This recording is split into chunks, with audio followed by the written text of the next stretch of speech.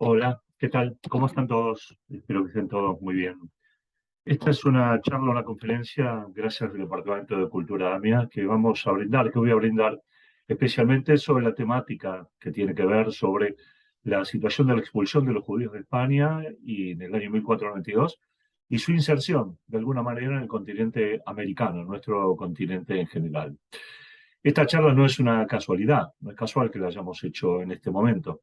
Esto tiene que ver con el hecho que en agosto de este año se han cumplido 530 años de la expulsión de los judíos de España, un hecho dramático y significativo en la historia judía en general y de los sefaradín, judíos sefaradíes, descendientes de españoles en particular. Si uno quisiera hacer referencia a los judíos en España, tendría que remontarse por lo menos a 200 años antes de la era común. Ahí data su origen de los judíos españoles. Se desarrollaron porque fueron traídos por los griegos y posteriormente también por los romanos que dominaron la tierra de Israel y fueron de los primeros habitantes con un cierto grado de civilidad, dado que compartieron la tierra y la península ibérica, España y Portugal, hoy en día dos países, la compartieron con los visigodos, un pueblo, como bien lo dice su nombre, godo, de origen primitivo, que inicialmente persiguió a los judíos cruelmente y los obligó inclusive a conversiones forzadas también. Esta situación se terminó en el año 711, cuando los árabes musulmanes conquistan la península ibérica y de alguna forma establecen un equilibrio diferente en la situación. Del 711 al 1492, en esos 7 siglos y algo más, la vida de los judíos se fue desarrollando con distinta intensidad, llegando en el siglo XI o XII aproximadamente a lo que se iba a llamar el siglo de oro de la vida judía en España. Es decir, la convivencia interreligiosa, cultural, étnica entre judíos, cristianos y mahometanos que llegó a un punto máximo en ese encuentro, en ese momento, en ese siglo también. Pero claro, esto no podía durar mucho tiempo porque los árabes no conquistaron toda la península española, sino que conquistaron prácticamente 3/4 partes. La zona norte no fue conquistada y por lo tanto los cristianos a partir del año 1215 comenzarían el proceso de reconquista de la península ibérica, de la península española o portuguesa también. Y esa reconquista estaría marcada por la inserción de los judíos a los reinos hispanos todavía en buenas condiciones, ya que los judíos, bajo el dominio musulmán, en general fueron administradores, comerciantes, navegantes y desarrollaron realmente mucho el país.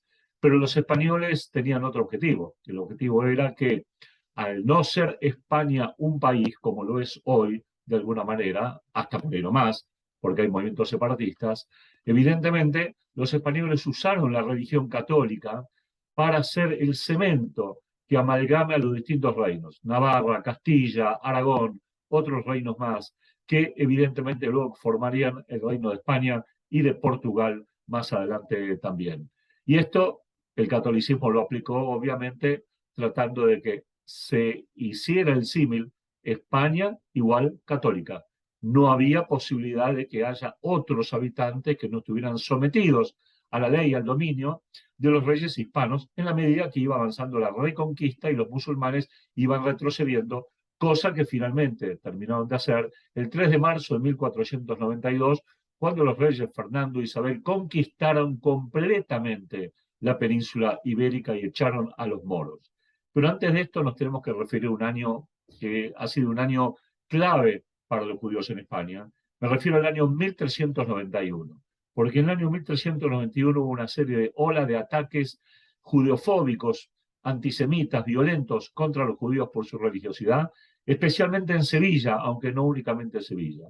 Y esos ataques tuvieron el elemento distintivo de que obligaron a muchos judíos sometidos o a morir, o a escaparse, o a convertirse. Y muchos judíos se convirtieron al cristianismo sin desearlo. Es decir, pasó a conocerse el fenómeno del mal llamado marranismo, los judíos que de alguna manera tomaron el nombre de nuevos cristianos, o los judíos criptojudíos, así se los conocería históricamente, aquellos que por dentro seguían manifestando su identidad judía y también en sus casas en la medida de sus posibilidades, como ya lo vamos a analizar, pero por fuera tenían que llevar una vida cristiana y a menudo fue muy exitosa esa vida cristiana que llevaron por fuera. A punto tal se insertaron los judíos convertidos a la fuerza en distintos lugares de España, en la sociedad española, que llegaron a cargos de arzobispos, etcétera, etcétera. Naturalmente, muchos españoles comenzaron a sospechar de estos nuevos cristianos, como se los llamaba también, y evidentemente se dieron cuenta de esta doble vida que llevaban los judíos. Y por lo tanto decidieron tratar de modificar eso, y lo hicieron o intentaron hacerlo a través de un mecanismo que nació en Francia y se expandió en Italia y luego en España, por todos ustedes conocidos, llamado la Inquisición. En este caso, la Inquisición española. Inquisidir proviene de averiguar, de indagar, solo que no se hacía en forma correcta, sino que se hacía en medio de torturas, en medio de salvajismo, en medio de distintas cuestiones. En 1480 nace la Inquisición en España, 13 años antes que los judíos fueran expulsados de España.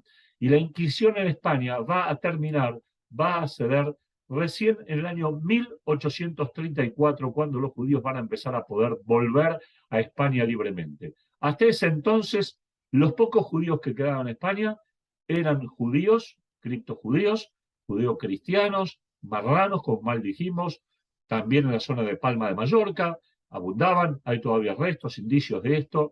Era el único indicio de vida, que como dije antes, de vida judía soterrada. Los ataques de 1391 generaron que un tercio de los judíos mantuviera su fe, continuaran siendo judíos en otros lugares de España. Un tercio murió en lo que se dice al-Kiddush Hashem, es decir, santificando el nombre de Dios, el nombre del Creador. Y un tercio se convirtió. Claro que vuelvo a insistir, en aquellos que se convirtieron, a su vez hubo dos grupos. El grupo que se convirtió y se transformaron en cristianos nuevos, y que eran cristianos a todo efecto, más allá de su origen judío, y aquellos que eran cristianos nuevos, pero que en el fondo de sus vidas y en sus casas llevaban una vida judía oculta y secreta, es decir, que no aspiraban a renegar de religión de ninguna manera. Estas conversiones, especialmente las últimas, las que generaron judíos o criptojudíos, judíos ocultos, generaron grandes dolores de cabeza para España, porque evidentemente España vio avanzar y vio incorporarse a los judíos a la sociedad española en una situación no deseada. Ellos buscaban la catolización, si se me permite el término, absoluta de los judíos. Sin embargo, de los judíos convertidos, ¿sí? Sin embargo, se va a dar un fenómeno distinto. Entre los criptojudíos y entre los judíos conversos va a haber un rápido progreso en la sociedad gentil. Se van a incorporar como médicos, como doctores, como astrónomos, como navegantes, van a desarrollar una vida en el mismo nivel de igualdad que el resto de los españoles. Van a penetrar en las universidades, se van a capacitar, van a llegar a cargos altos en la iglesia, como una de las formas de disfrazar básicamente su identidad, hasta cargos de arzobispo, ¿sí? Llegarían también. Ellos se incorporarían a la burocracia española de gobierno, y también tenemos que tener en cuenta que para permanecer o sostener su identidad, aquellos que la querían sostener, se casaban entre ellos, porque se conocían o había un círculo que de alguna manera los presentaba. Los conversos, como dijimos, nuevos cristianos o marranos, criptojudíos, son diversos nombres que se le ponen a ellos. La sociedad gentil, la sociedad cristiana, católica, envidiaba el éxito de estos judíos convertidos al cristianismo y que no hacían más que crecer. Por otro lado, mantenían sospechas sobre su propia identidad por aquellos judíos que efectivamente mantenían su identidad oculta. A este fenómeno se lo llamó herejía judaizante. Es decir, que la sociedad española y la iglesia española empezó a temer que aquellos judíos convertidos a la fuerza no fueran leales al catolicismo y terminaron infiltrando cada sector de la sociedad española, terminando convirtiéndola en judía. De allí el temor que la Iglesia Católica tuvo y de ahí la presión para aplicar la Inquisición, para indagar quién seguía practicando el judaísmo de aquellos que se convirtieron, no de los judíos que no se convirtieron, sino de los que se convirtieron. Ahora, ¿cómo se veían los marranos a sí mismos? ¿Cómo se veían estos criptojudíos a sí mismos? Continuaron viviendo en el mismo vecindario que los judíos que no se convirtieron. Es decir, que eran vecinos de alguna manera, que de los judíos que practicaban su religión, y que de alguna manera había vinculación entre ellos, y uno alimentaba al otro. Los judíos no convertidos alimentaban la judeidad del judío converso muchas veces. Las nuevas ocupaciones o fuentes laborales, ¿sí? eran disputadas con los nuevos elementos dentro de la sociedad cristiana, por lo tanto era un elemento de competitividad. La Grey Católica consideraba estos grupos de judíos conversos como un grupo aparte, sospechoso por los motivos que dije, y el Estado español va a empezar a no aceptarlos, a poner en duda de ahí el nacimiento de la Inquisición. Con los judíos, aquellos judíos, criptojudíos, con sus hermanos judíos no convertidos, tenían también una relación ambigua. ¿Por qué? Porque los judíos que no se convirtieron, en un principio les reprochaban el hecho que debían haber muerto en nombre de Dios, al Kiddush Hashem, santificando su religión y no convirtiéndose en una religión que el judaísmo consideraba idolátrica. Es decir, que se da una situación paradójica, notable, compleja, entre estos judíos convertidos a la fuerza por el cristianismo. Por un lado, por un lado, están alejados del judaísmo en la medida de lo posible, o los judíos mismos los alejan por distintas situaciones, sea por su falta de lealtad o por su peligrosidad, entre comillas, ante el resto de la sociedad. Pero por otro lado, no son incorporados totalmente a la sociedad cristiana, que los mira sospechosamente. Y por eso es que obviamente la Inquisición se fortaleció y diseñó todo un sistema de búsqueda, de sospecha, de delación, para tratar de escuchar los reclamos de la población católica hispana verdadera, y que si sospechara de alguien lo denunciara ante los tribunales de la Inquisición, para que estos llevaran a cabo las averiguaciones e indagaciones, que a menudo eran largas, farragosas, tortuosas, y que en muchos casos, si el judío no se arrepentía o se arrepentía tardíamente, terminaba en las piras, en las hogueras de la Inquisición, como el caso de Sevilla, que tuvo uno de los más famosos lugares en donde fueron quemados judíos en las piras de la Inquisición, en los llamados autos de fe, es decir, en estos actos en donde se demostraba que la fe católica debía ser la única, valedera, y que no se aceptaba a aquellos que se habían convertido. Si queremos definir de alguna manera lo que fue la Inquisición, lo voy a hacer textualmente y se los voy a leer para que ustedes tengan una idea esencial. Cuando hablamos de Inquisición, estamos hablando de un tribunal eclesiástico, es decir, religioso, superior, orientado a cuidar la pureza de la fe católica, evitando desviaciones e interpretaciones del cristianismo ajenas al mismo, el temor de, como lo dije antes, de que los judíos influenciaran para mal. Esto era una respuesta religiosa y social del catolicismo español por temor a las amenazas de la unidad española. No nos olvidemos que todavía, cuando nació la Inquisición en 1480, los musulmanes no habían sido derrotados ni expulsados del país en su totalidad. Estaban acorralados en Granada, que sería la última provincia o el último reinado que sostendrían. ¿Cuáles eran los objetivos de la Inquisición? Los insinuamos. Lograr la uniformidad religiosa de España a través del culto católico, revertir, esto es muy importante, el fracaso de las conversiones masivas, venía a ser como un paliativo a esas conversiones de 1391 que no dieron resultado porque el judío seguía manteniendo su propia identidad. Evitar la llamada contaminación de la cristiandad pura, y esto nos suena muy a nazi, naturalmente, pero los españoles de aquel entonces también llevaban registros que involucraban la pureza de la fe, la pureza de la sangre, es decir, de quién provenían. Sí, hay muchos documentos sobre este tema.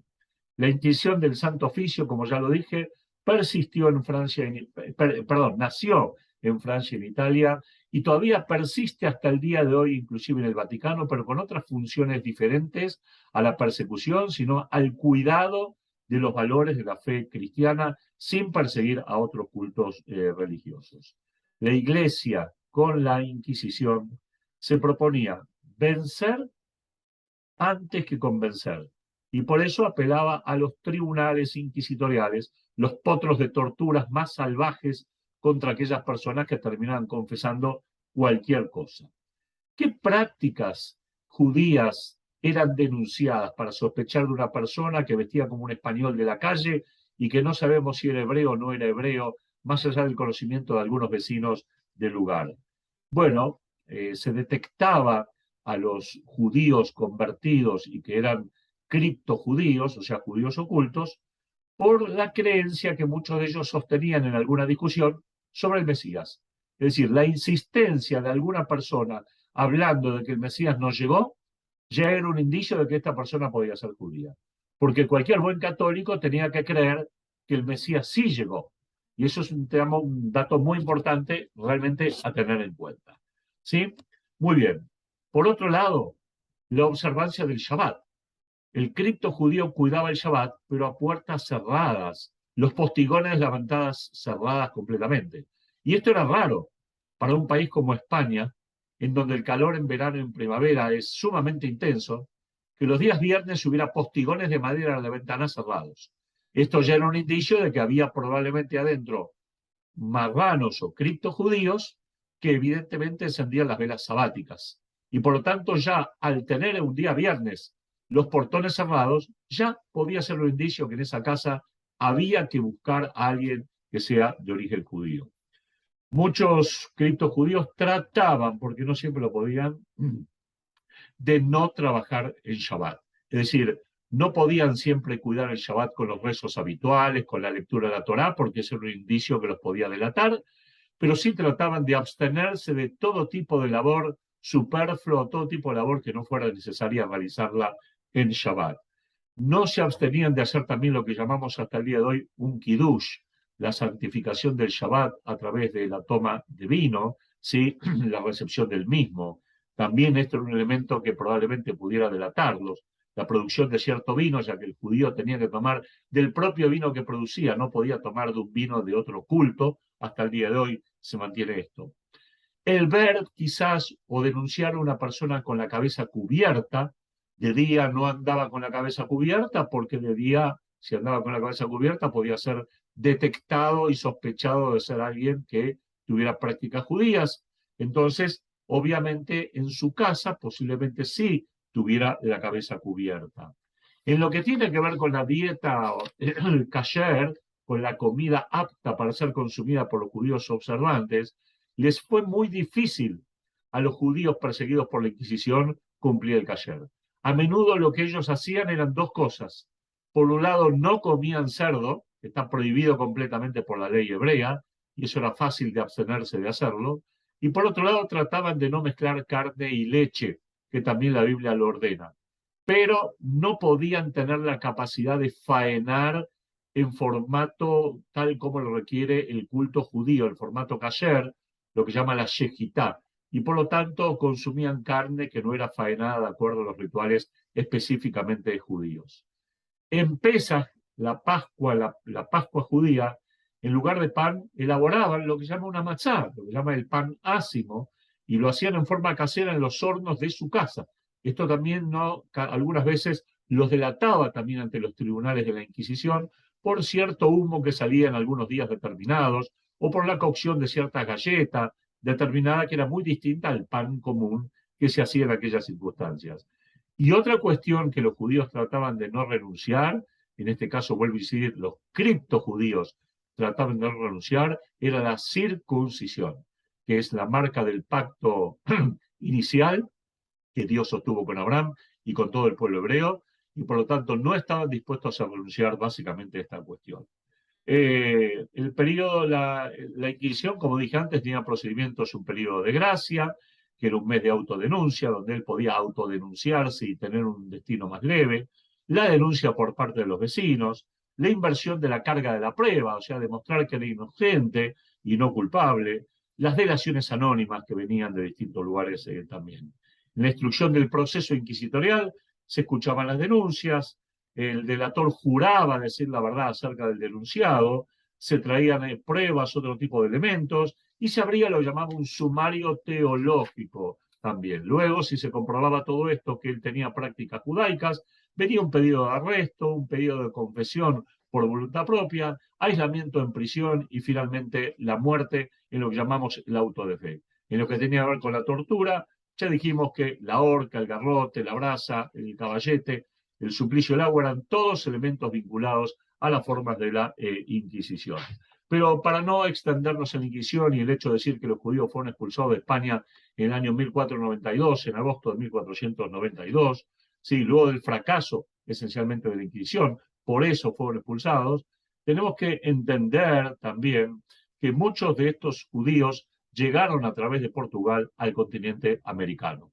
Y el continente americano en un principio trataron de continuar con los rituales judíos. A ver, para que nos entendamos, cuando los judíos son expulsados de España, muchos de ellos van a Portugal, país vecino. Y de Portugal, muchos de ellos se dirigen a América, especialmente a Brasil. Por otro lado, también muchos judíos españoles se van a dirigir al sur de Francia, a Holanda, Italia, Grecia, al Imperio Otomano, especialmente al norte de África, que estaba bajo el Imperio Otomano, a la tierra de Israel, donde podían recobrar su identidad y vivir con libertad, en esos lugares que yo nombré. Pero los que llegaron a América, primero a Brasil y después al resto del continente, se encontraron con que la Inquisición los persiguió. La Inquisición tanto portuguesa como la Inquisición española. La Inquisición en Brasil como la Inquisición en otros lugares de América hispana también. ¿Sí? Evidentemente, los judíos que llegaron a América y desarrollaron una vida oculta, tal como lo habían hecho los conversos, los judíos marranos en España y Portugal, tuvieron o tenían y querían mantener su identidad judía, ¿sí? En América. A pesar de que en América los españoles instalaron 3 tribunales de la Inquisición. Uno de ellos en México, en el año 1563, si no me falla la memoria. El otro, el más tardío, en Cartagena de Indias, ya casi del 1600. Y el más temprano, en el Tribunal de Lima, en Perú, que tenía jurisdicción sobre todo el virreinato del Río de la Plata. Quiere decir que los hebreos que eran detectados como judíos por la Inquisición en América, eran llevados en el sur de América, en Argentina, por ejemplo, eran llevados a Lima, donde eran sometidos a todos los tipos de procesos que yo les expliqué justamente relativo a esta cuestión. Ahora, ¿a qué ritos se podían aferrar los judíos en general en América? Los judíos en América cumplían los siguientes ritos. No podían imprimir, ni tener, ni copiar Biblias hebreas, que habían perdido contacto con ellas. Entonces utilizaban el Antiguo y Nuevo Testamento, que el cristianismo lo considera como válido, y leían solamente el Antiguo Testamento, que es la Biblia hebrea, en definitiva en el idioma del país, sea portugués o sea español. El hebreo se iba perdiendo. No tenían habitualmente lo que llamaban un sidur, un libro de rezos, porque era un elemento muy delatante, a pesar de ser un elemento esencial para el culto judío en general. Conocían de memoria el rezo especial que se dice al día de hoy 2 veces al día y una vez más antes de dormir, el llamado Shema Israel, esta confesión de fe, esta idea de que el judío debe proclamar su fe todos los días, su adhesión incondicional, ¿sí? La adhesión incondicional a la unicidad del Creador. El judío la conocía y por lo tanto el seno de su casa la podía decir. El rezo cotidiano era llevado a cabo con extrema dificultad por lo que dije antes, la enorme dificultad de tener sidurim, y por lo tanto apelaban a la memoria, a las plegarias que recordaban de memoria y que tenían que decir. El cuidado del Shabbat, lo más que se pudiera, con las comidas rituales, con las puertas cerradas, tratando de no trabajar, ¿sí? Y no cocinando. Por eso también, lamentablemente, una de las formas en que fueron detectados los judíos, tanto en España, los criptojudíos en España, como los criptojudíos en América, era a través del hecho que los días sábados, de las chimeneas de los judíos, no salía humo, porque no cocinaban.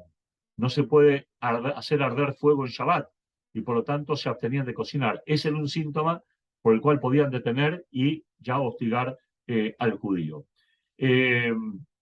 Naturalmente, como dije antes, el cuidado del kashrut también estuvo muy, muy limitado al faenamiento de algunas aves, palomas, algunos pájaros por parte de los propios judíos también, no el faenamiento de animales ya domésticos más grandes como la vaca, el cordero, que eran animales que requerían otra estructura para faenarlos, en formato kasher, naturalmente como lo comía el judío.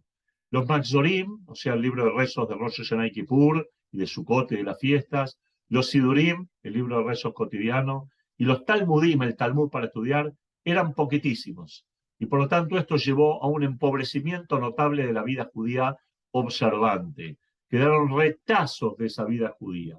Estudiaba el judaísmo, como dije antes, de fuentes cristianas. Estudiaba mucho el libro de los Salmos, que el cristianismo acepta el libro de los Salmos y lo toma como referencia al Aleluya, lo toma como referencia para no pocas plegarias, y también estudiaban historia judía del libro de Flavio Josefo, Antigüedades de los Judíos, que era un libro que los cristianos también leían para conocer la destrucción del reinado de Judea a manos de los romanos.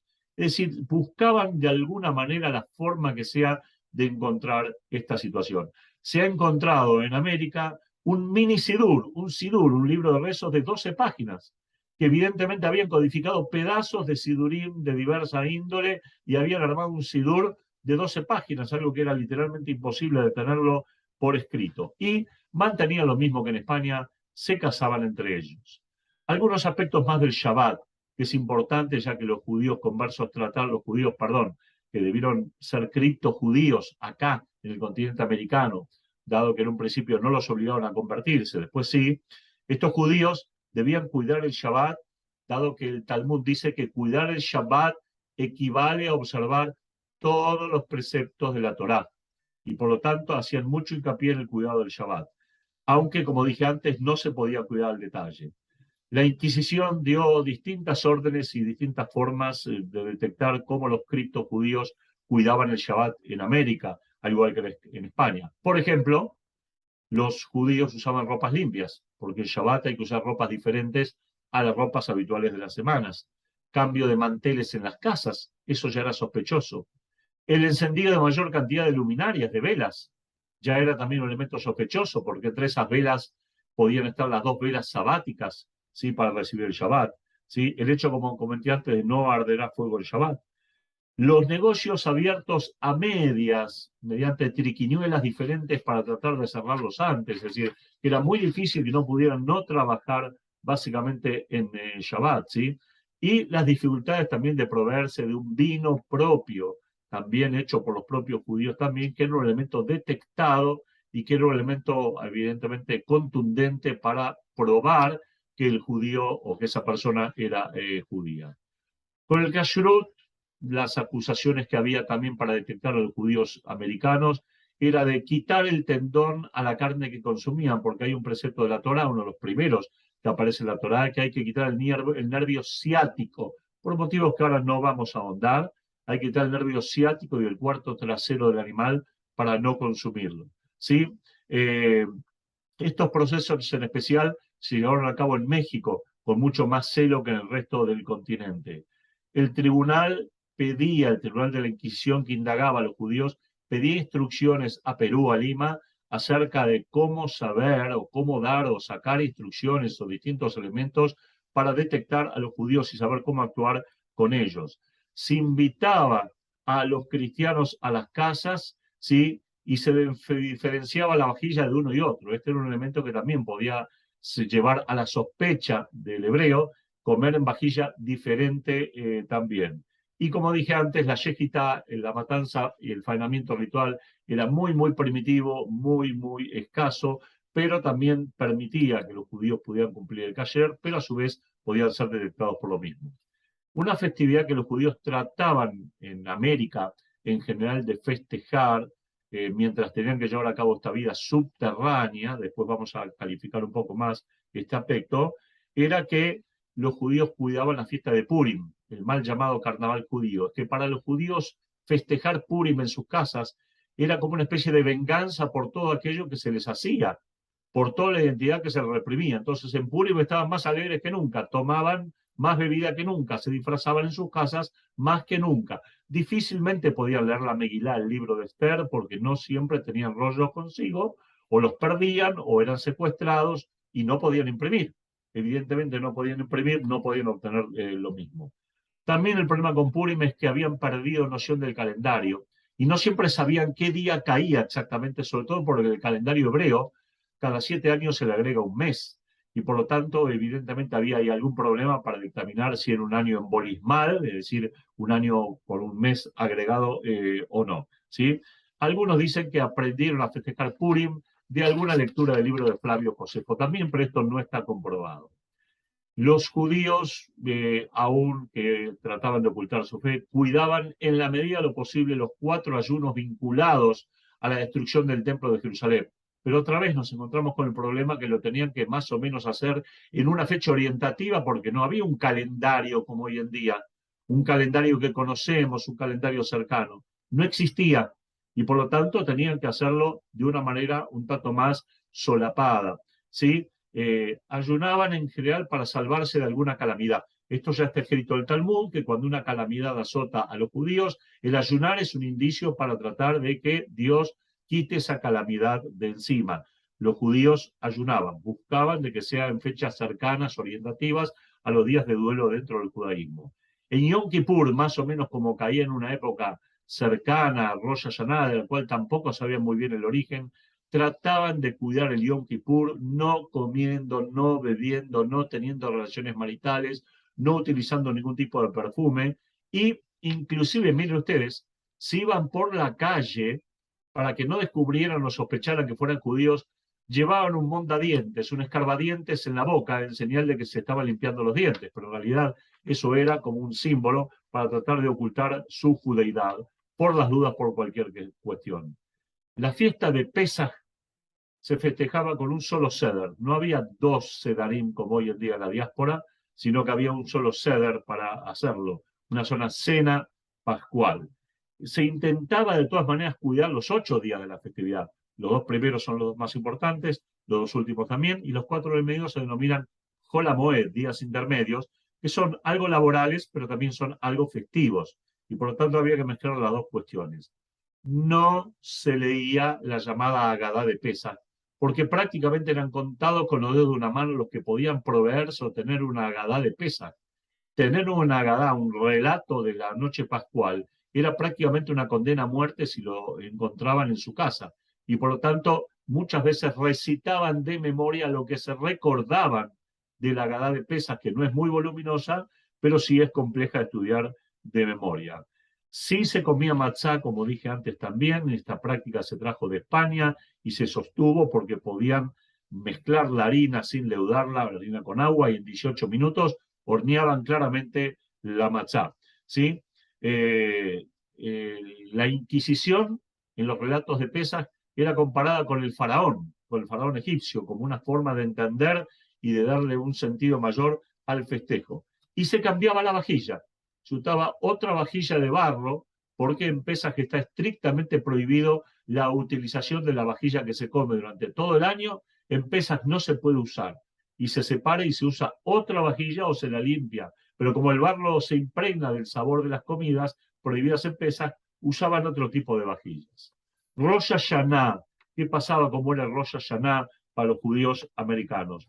No hay prácticamente indicios de su observancia. Era muy difícil que pudieran observarlo, naturalmente por un sentido o por un motivo.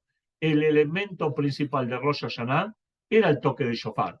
Y si evidentemente se iba a escuchar el toque de shofar en alguna casa, se iba a saber que era judío. Y por lo tanto esta práctica se fue perdiendo notable y rápidamente entre los judíos que llegaron al continente americano. En Yom Kippur el rezo era en las casas, la vida era comunitaria, era en las casas. No había sinagogas abiertas al aire libre, no había otro tipo de instituciones porque no había libertad religiosa. De momento que la Inquisición española y portuguesa se trasladaron al continente americano, la posibilidad de desarrollar una vida judía en la América colonial fue prácticamente imposible. Y por lo tanto la vida judía se llevó a cabo en las casas, cada uno en su casa particular, no existiendo vida comunitaria. Si existía vida comunitaria era el conocimiento propio que tenían los judíos de sí mismos por las relaciones comerciales, por todo aquello que ellos hacían y se conocían con otros más. Sí hacían para Yom Kippur o víspera de Yom Kippur lo que llama Seudá Mafsek, es decir, una comida previa al ayuno de Yom Kippur, y visitaban a las familias de ellos mismos para de alguna manera pedirles perdón por todo aquello que habían hecho mal en el año. Festividades como Shavuot, la fiesta de la entrega de la Torá, Hanukkah o Sukkot, no se registran indicios de la observancia entre los judíos de América, por lo menos inicialmente. Eso no significa que no haya sido observada. No tenemos indicio documentado de esa observancia. La idea mesiánica, como lo dije antes, se había extendido mucho y los judíos seguían creyendo en la idea del Mesías que no era Jesús. Existían costumbres de duelo que eran muy cuidadas. Por ejemplo, el lavado del muerto, como se hace hasta el día de hoy, pero otra vez, en sus casas, no en el cementerio. Se ponían velas alrededor de los postigos cerrados, alrededor del muerto. Costumbre que hasta el día de hoy se mantiene el poner velas en recuerdo del alma del difunto, que es comparado como el fuego de una vela, ¿sí? Se cuidaba lo que llama la Shiva, los 7 días de duelo, tratar de no salir de la casa, no trabajar, sentarse en bancos bajos, todo esto dentro del hogar, que era el único lugar donde podían mantener cierta privacidad para que la Inquisición no los encontrara o alguien no los delatara, y todo en voz muy baja, porque las paredes oían. No nos olvidemos que en América convivían con cristianos casa tras casa, no había barrios judíos, especialmente estos se desarrollaron con la migración bastante más adelante. ¿Sí? De todas maneras, en lo que tiene que ver con el duelo, sí existía la costumbre de la criada, la ruptura de la ropa, de romper en sensación de desgarro, tanto para el hombre y la mujer, y no había cementerios judíos, por lo tanto los judíos eran enterrados, curiosamente, en monasterios. En los cementerios estaban en los monasterios, en algún sector aparte o mezclados con otras personas. Hoy en día eso ha cambiado completamente. En lo que tiene que ver con la economía, había mucho de comercio furtivo y también tráfico y contrabando a Brasil, ya que Argentina o el Virreinato del Río de la Plata era una zona de contrabando, el puerto de Buenos Aires, y los judíos no fueron la excepción a ese tema también. También trabajaron del trueque de productos primarios, o sea, canjeaban distintos tipos de productos para la subsistencia. Se calcula que para el año 1620, en Buenos Aires, el 20% de los habitantes tenían origen judío y se los denominaba portugueses porque provenían de Portugal. Ojo que estamos hablando de 1620, cuando había pocos habitantes en Buenos Aires, pero se calculaba que cerca de 250 de ellos eran por lo menos criptojudíos, o sea que el término portugués y criptojudío era más o menos lo mismo. No hubo muchos casos de procesos inquisitoriales en el Río de la Plata. Hubo algunos casos famosos que Marcos Aguín relata en su libro La gesta del marrano, ¿sí? Francisco Maldonado da Silva, que fue detectado como judío converso en Tucumán y que encontró la muerte justamente después en Lima, Perú, también por el celo inquisitorial. También tenemos el caso de Diego León Pinelo en Perú, de origen portugués. Su padre trabajó en refacciones en el Congreso Santo Domingo, acá en Buenos Aires, que todavía se mantiene. Diego León Pinelo se recibe de bachiller de leyes como Belgrano en España y luego viene y pasa a vivir a Lima. De hecho, la escuela judía de hoy en Lima se llama León Pinelo. Pero en 1632 es sospechado de ser un elemento judaizante y por lo tanto es condenado por la Inquisición a la muerte. Él igualmente antes de morir decidió ampliar sus conocimientos de derecho canónico en la Universidad de San Marcos y fue rector de esa universidad hasta el año 1656. Fue condenado por abusos contra los indígenas, esa era la excusa, y no avanzó mucho su investigación sobre su origen dudoso. Muere en el año 1671. Estamos hablando de Diego León Pinelo, el criptojudío más famoso del Perú.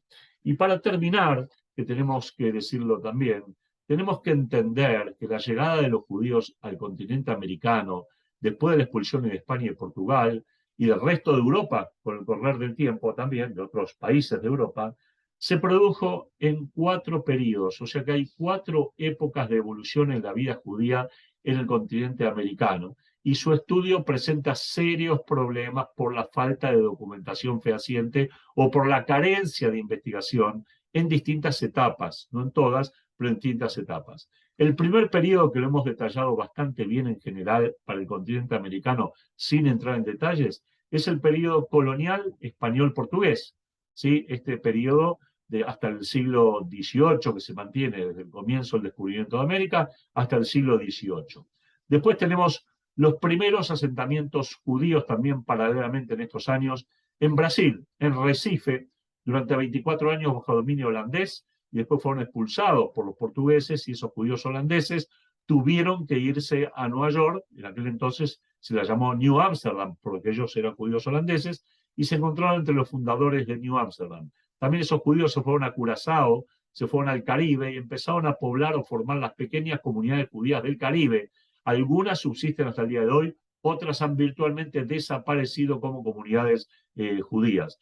Generalmente debemos entender que la migración española, perdón, que el dominio español y portugués persiguió a los judíos y no les permitió el surgimiento de su identidad hasta bien entrado el siglo XIX.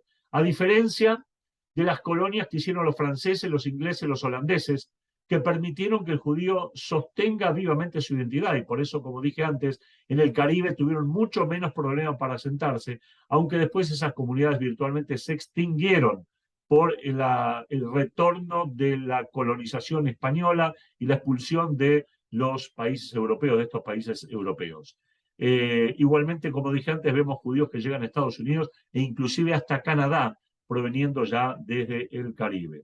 El tercer periodo es el periodo de la inmigración judía durante los procesos independentistas del siglo XIX, donde muchos van a poder reencontrar su judeidad y van a poder manifestarlo abiertamente, e inclusive van a luchar al lado de algunos de los principales libertadores de América, como Simón Bolívar o como San Martín, que tuvo en Alejandro Aguado a su principal mecenas, figura que era de origen judío, y que nunca ocultó básicamente su judeidad, aunque no tenían cómo demostrarla y vivirla, porque no había entorno comunitario alguno, entienda las condiciones en las cuales ellos vivían.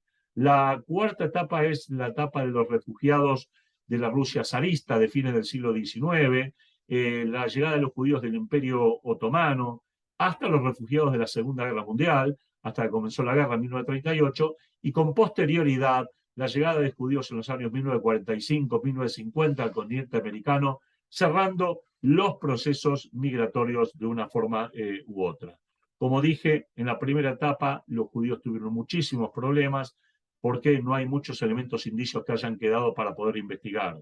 Los judíos conversos fueron molestados en América hasta el siglo XVII prácticamente, en que fue abolida la Inquisición en algunos países americanos.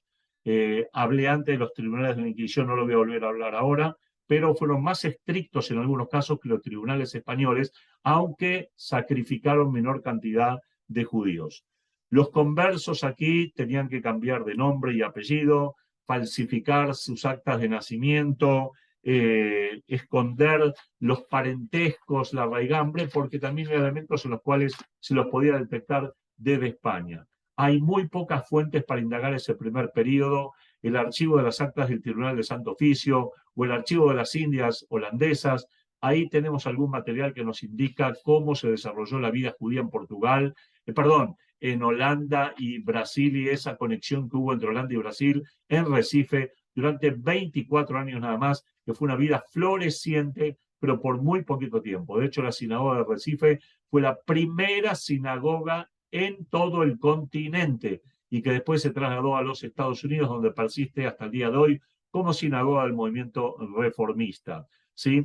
El segundo periodo, que va del año 1630 en adelante, es posterior al asentamiento en Pernambuco, que los judíos son echados, pero los judíos se van a extender, como dije antes, a la Guayana, al Caribe, a Estados Unidos, que van a fundar, como dije antes, New Amsterdam. Hay mayor documentación en estas sedes capitalinas donde los judíos no fueron perseguidos, y hubo también intercambio de correspondencia entre comerciantes judíos de las Antillas holandesas, de Bélice, que era colonia británica, etcétera, etcétera, con las metrópolis, con las capitales, Londres, Ámsterdam, etcétera, etcétera. El tercer periodo es el periodo del siglo XIX, como lo dije, la llegada a América, luego de la declaración de la independencia, la llegada de judíos de Austria, de Alemania, de Inglaterra, en donde van a empezar a encontrar mejores condiciones de vida, van a poder empezar a organizarse, como sucedió acá en la República Argentina, que ya a partir de la Constitución de 1853 comenzaron a aparecer judíos, y ya en 1862